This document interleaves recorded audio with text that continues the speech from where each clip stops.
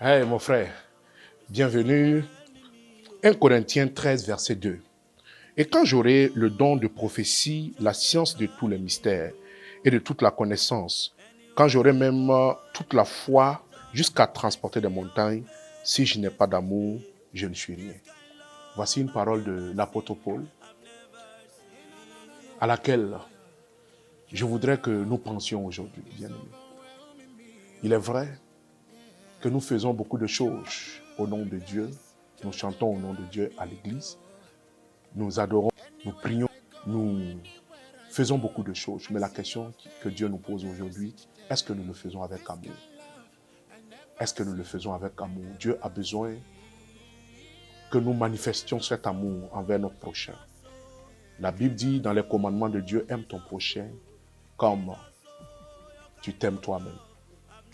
Et malheureusement, aujourd'hui, force est de constater que de jour en jour dans l'église, il n'y a plus d'amour. Il n'y a plus cet amour que nous réservons à notre prochain, cet amour que nous réservons à nos frères, cet amour que nous réservons à ceux que nous rencontrons même au dehors. Et certaines personnes viennent même à manifester l'amour à leurs frères, à leurs connaissances, mais refusent de manifester l'amour à toute personne qui ne soit pas de leur congrégation.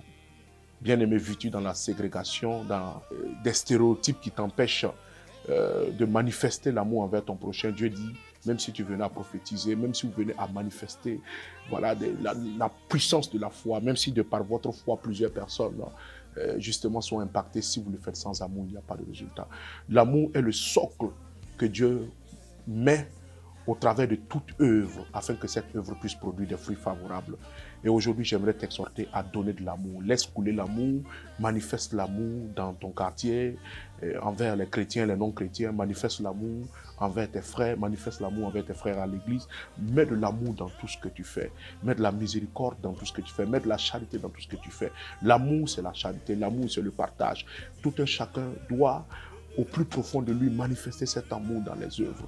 Oui, aujourd'hui, nous pouvons prophétiser, nous pouvons avoir même les plus grands dons de voyance, de prophétie, mais si nous n'avons pas l'amour, la Bible dit que si nous n'avons pas l'amour, oui, il sera vraiment triste de manifester le Seigneur sans amour.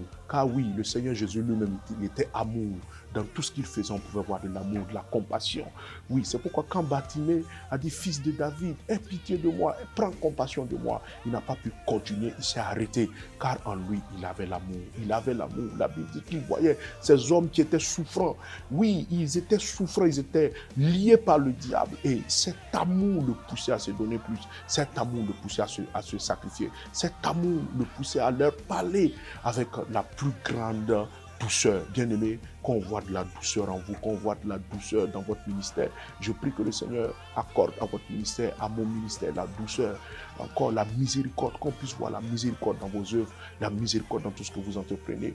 Oui, même pour ceux qui ne sont pas dans le ministère, oui, que dans votre quotidien, dans vos bureaux, que vos actions manifestent vraiment de la miséricorde, de la compassion, du partage, de l'amour envers vos prochains.